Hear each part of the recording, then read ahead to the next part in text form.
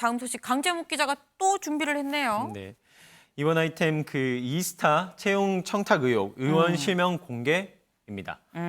이 이틀째를 맞은 국감 관련 소식입니다. 네. 어제 국민의힘 윤창현 의원 국회 정무위원회 국정감사 도중 이스타 네. 채용 비리와 관련해 현 야권 인사들이 연루되어 있다라는 그러면서 이제 실명을 공개해서 사실 야권 인사가 연루가 돼 있다라는 뭐 그런 얘기들은 뭐 설로 있긴 했었는데 실명은 안 나왔었어요. 예, 기보도된 내용들도 조금 있었고 했는데 네. 이번 같은 경우는 국정감사 과정에서 아예 실명을 언급하면서 이제 공방이 좀 크게 오갔었거든요. 네. 관련 영상부터 먼저 보고 오시겠습니다.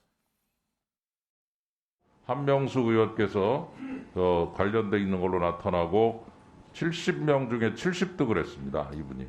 양기대 의원님이 등장하십니다. 예, 이분의 경우는 132명 중에 106등을 했고요. 이원욱 의원님 70명 중에 42등입니다. 그 파일 보시니까 가짜 같습니까? 거의 내용이 일치하는 것 같습니다. 예, 이제 한 분은 부기장인데 예. 기본적으로 부기장으로서의 역할을 정상적으로 수행을 하지 못했고 예. 항공사의 이 진술과 진술인과 뭐 연결고리가 좀 있어야 돼요. 그냥 자료 하나 있다.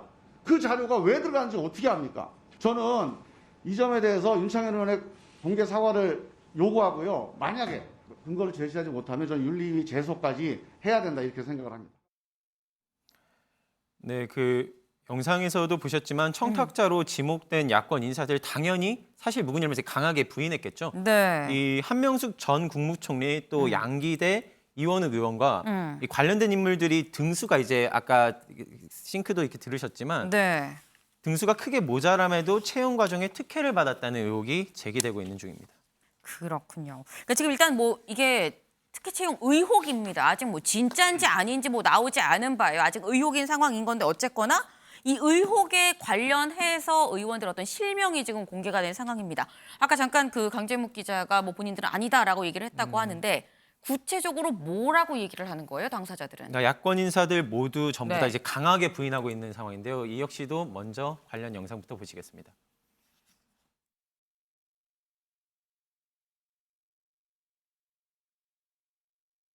저는 취업 청탁을 한 적도 없고 윤창현 의원이 취업 청탁 대상자로 지목한 사람을 전혀 알지도 못합니다. 전부 사실무근입니다. 사실이 아닌 것으로 밝혀질 경우 분명히 책임을 지고 국회의원직도 사퇴해야 할 것입니다. 네, 양기대 의원 입장문을 통해 이제 취업 청탁을 한 적도 없으며 네. 청탁 대상자로 지목된 사람 역시 전혀 알지 못한다 이렇게 설명하기도 했고요. 이원욱 의원실 측은 입장문을 낼 가치도 없다고 이렇게 표현하기도 했습니다. 그리고 마찬가지로 한명숙 전 총리 역시 네. 처음 듣는 얘기라며 의혹을 전면 부인하고 있는 중입니다. 네. 일단 영상이 잠깐 고르지 못하긴 했었는데 그 부분 좀 양해를 부탁드리면서 일단 당사자들은 전혀 모르는 일이다. 그런 일이 없다라고 전면 부인을 하고 있는 그런 상황입니다. 근데 이게 진짜인지 아닌지는 사실 민주숙 기자, 이게 뭐 그 해당 항공사 이스타 항공의 뭐 조종사들 직원들한테 물어보면 좀 얘기가 나오지 않을까요? 네, 당사자들이 가장 잘 알 수 있는 문제인데 안 그래도 윤창원 의원이 국감장의 증인으로 나온 이스타 항공 전 노조위원장에게 관련된 질의를 했습니다. 네. 소문 때문에인지 몰라도 청탁 채용으로 이렇게 들어온 사람들 네. 같이 근무를 해본 결과 함량 미달이었다. 이런 답변이 나왔습니다. 네. 구체적으로 아까 이야기하셨는데 네. 한 분은 부기장인데 역할을 제대로 수행하지 못했고 네. 관제사와의 소통 자체가 되지 않아서 본인이 비행할 때 상대방의 업무까지 1인 2역을 해야 하는 부담이 있었다. 이렇게 네. 토로했습니다. 구체적으로는 이 관제탑의 신호 자체를 이해하지 못해서 또 조종 버튼 자체도 숙지하지 못했다. 네. 조금 아찔한 이야기인데요. 조종사가 조종을 제대로 할 수 없는 어떤 그쵸. 함량 미달의 상황이었다. 이런 이야기가 나왔고 일각에서는 조종에 필요한 자주 쓰는 영어 표현을 제대로 발음하지도 못했다. 이런 의혹이 제기되기도 했습니다. 이렇게 야권을 저격한 의혹 제기에 민주당 박재호 의원은 정확하게 그 사람들이 인사청탁을 했다는 걸 들었냐 이렇게 직접 질문을 했는데 네. 이 질문에 대해서는 사실인지는 제대로 알지 못하지만 이런 소문이 있는 것은 분명히 들었다 이런 식으로 답변을 한 것으로 알려졌습니다. 네. 아니 근데 그렇다고 한다면 일단 뭐 청탁을 했다 안 했다라는 얘기 직접적으로 지금 듣지 못했다라는 게 이 전 노조위원장의 얘기입니다. 그러면 윤 의원은 이 자료를 대체 어디서 받은 것인가? 이 강재묵 기자, 자료 출처가 어딘 거예요? 네, 윤 의원 이날 자료의 출처를 국감 과정 중에 직접 네. 공개하지는 않았습니다. 이 공익 제보를 통해 받았다는 설명만 남겨뒀고요. 이 수백 명에 달하는 지원자 인적 사항이 상세하게 적혀 있는 만큼 네. 이 조작된 자료로 보기는 어렵다는 설명도 덧붙이기도 했습니다. 또한 이제 자료의 진위 여부와 함께 추천인란에 야권 인사들이 들어간 이유에 대한 수사가 이제 제대로 이뤄진다면 진실이 밝혀질 것이다라고 설명을 덧붙이기도 했습니다. 이현정 의원님. 네. 이게 사실 청탁 의혹이 나온 거는 상당히 좀 오래되긴 했습니다. 네. 그런데 지금 의원 실명이 공개된 거는 처음이거든요. 이게 그렇죠. 파장이 좀 상당할 것 같아요. 현재 이제 전주지검에서 네. 관련된 수사를 하고 있습니다. 네. 근데 원래 이 청탁 문제는 경찰 수사에서는 무혐의가 됐었어요. 자료를 못 찾았습니다. 네. 그러다 검찰 조사 단계에서 압수수색을 하면서 이 자료가 나왔어요. 그래서 지금 이 수사를 하고 있는데 사실 이 전주지검에서 하고 있는 이 수사의 본류는 지금 현재 이스타항공을 이상직 전 회장 같은 경우에 지금 문재인 대통령 사위가 있지 않습니까? 네. 사위가 타이스타항공이라고 이제 태국에 있는 이 회사에 취업한 문제. 이 부분이 이제 이 사건 수사의 가장 큰 핵심입니다. 어떤 청탁을 받고 즉 왜냐하면 이상직 전 의원 같은 경우에 중소기업진흥공단 이사장을 했었거든요. 네. 근데 이제 그런 것들이 실제 문 전 대통령 사위에 대한 어떤 취업, 이 대가가 아니었는가, 요 밝히는 것이 이제 문제 하나이고, 네. 또 이제 내부적으로 뭐 횡령이나 이걸 현재 뭐 구속돼 있습니다만은 그 부분이고, 이제 이번에 불거진 거는 뭐냐면, 그러니까 이스타항공 측에서 이런 어떤 국회의원들이나 전직 총리나 청탁을 받고 채용했느냐. 지금 먼저 이제 뭐 부기장급, 그 다음에 네. 일반 승무원들, 뭐 등등 여러 가지가 있는 것 같아요. 그리고 아마 이제 검찰에서 수사를 하고 있는 와중에 최근에 언론 보도를 통해서 이 명단이 한번 공개가 된 적이 있습니다. 그는 아마 검찰 쪽에서 나올 수 있는 가능성이 있는데 네. 그거는 이제 윤창현 의원이 이제 이게 면책 특권이 있거든요. 밖에서 기자회견하면 면책 특권이 없지만 국감장이니까. 상임위를 국감장에서 하게 되면 면책 네. 특권이 있습니다. 이제 그러다 보니까 본인이 면책 특권을 이용해서 저렇게 이제 입장을 밝힌 것이고 아마 이 상황은 일단 검찰의 조사에 따라서 아마 판단이 될 것 같습니다. 네. 과연 그 사람에 대해서 청탁을 한 것인지 어떤 것인지 이 부분은 아마 검찰 수사를 통해서 밝혀지는 방법밖에 없지 않나 싶습니다. 이 결국은 사실 뭐 검찰 수사 결과에 따라서 뭐 진위 여부가 밝혀질 텐데 뭐 진짜면 뭐 민주당 쪽에 그리고 만약에 이게 아니라고 한다면 또 역풍이 또 국민의힘 쪽에 불 수도 있는 굉장히 좀 중요한 문제가 아닌가 싶습니다. 이스타항공 채용 청탁 의혹 실명이 공개된 것도 사실 이번 국감에서 굉장히 좀 이목이 집중되는 그런 부분이긴 했는데 이수아 기자.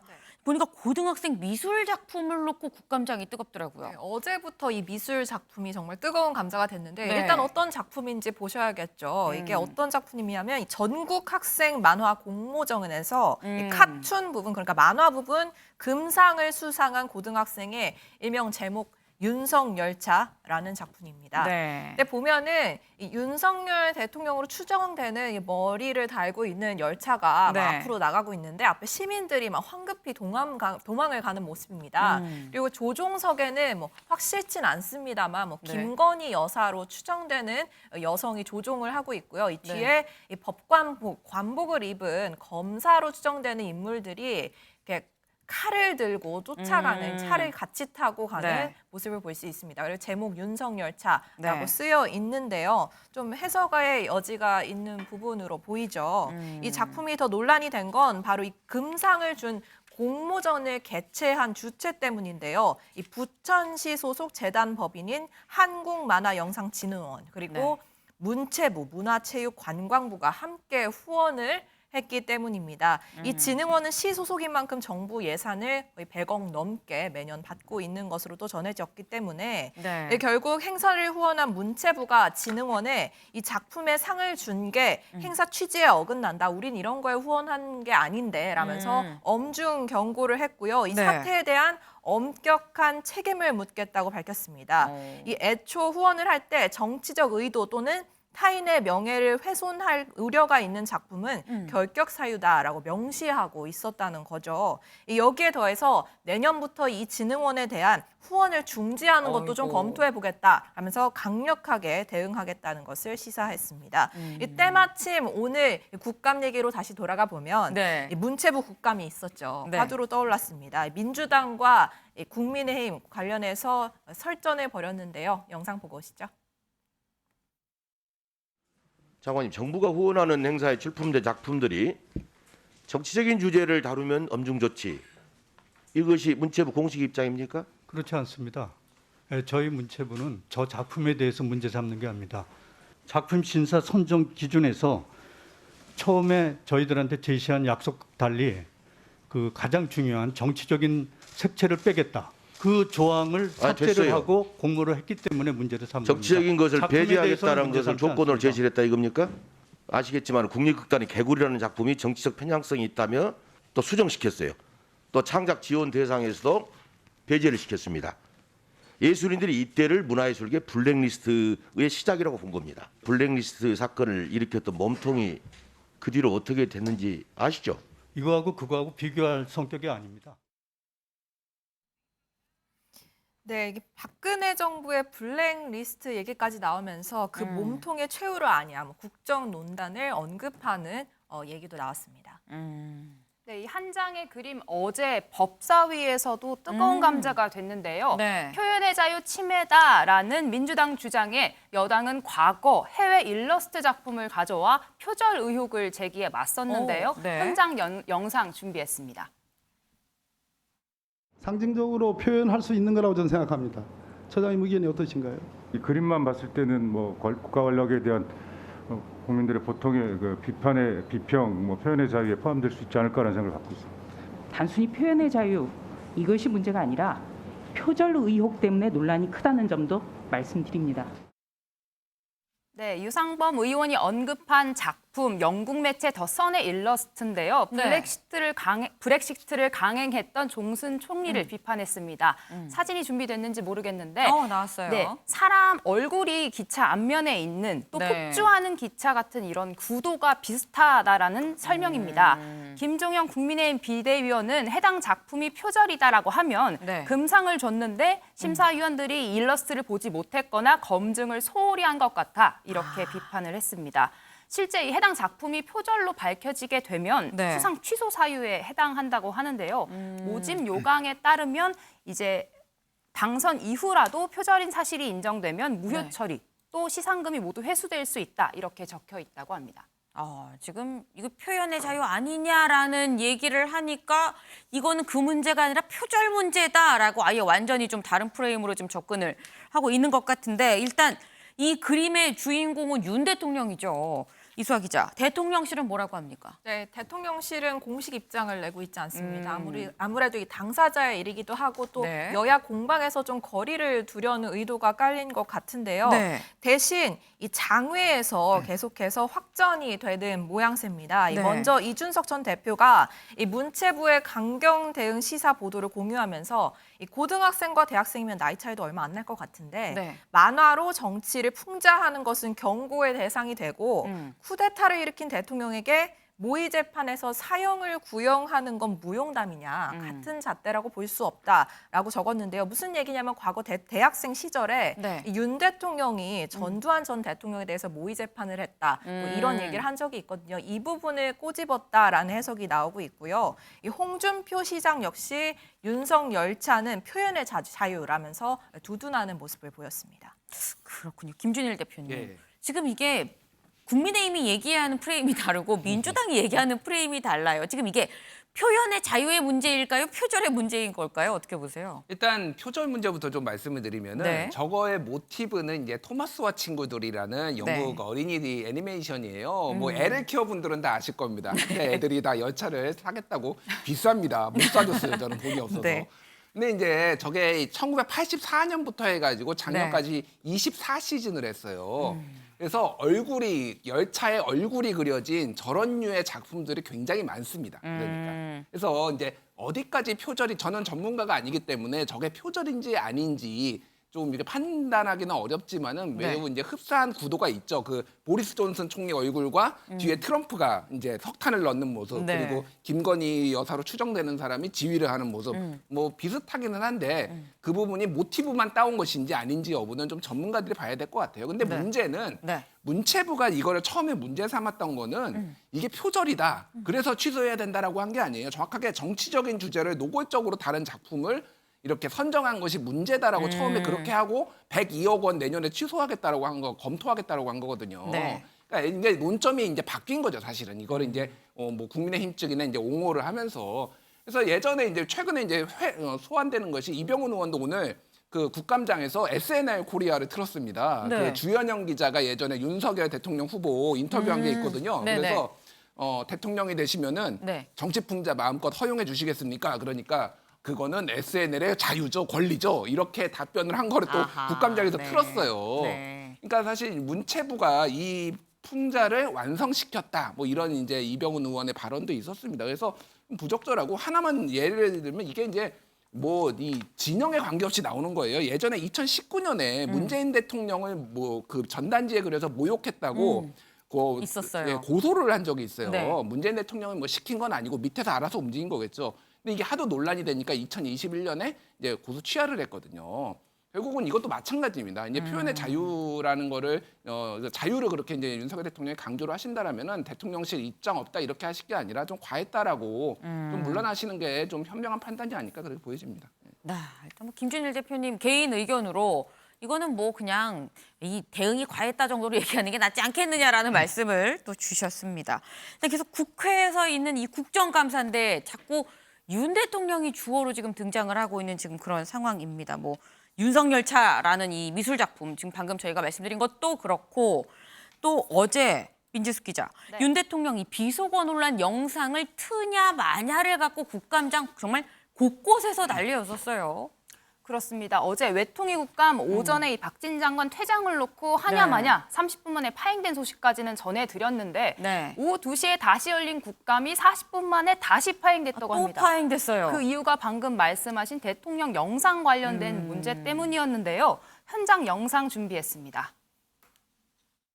세계 공영방송이라고 얘기하는 BBC TV 프로에 나온 전 세계의 전파를 탔습니다. 잠깐만요. 저 현재 프로그램이나 저 제가 시간을 다시 드릴 테니까 예. 우리 김경희 의원님.